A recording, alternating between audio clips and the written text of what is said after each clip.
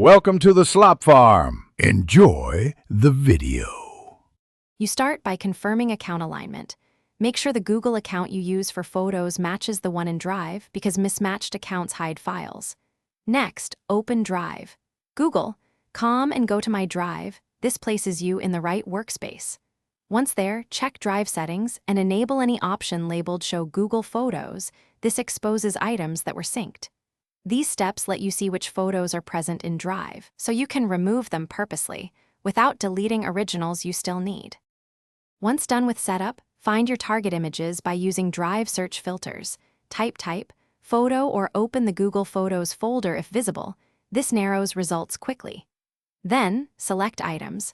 Click one, hold Shift for range selection, or use checkboxes for specific pics. This speeds bulk actions. Make sure to preview a few files before permanent actions.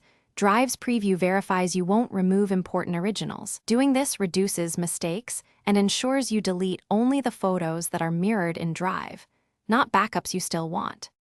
To finish, press Delete or move to Trash for the selected Drive items, then empty Drive trash to free storage.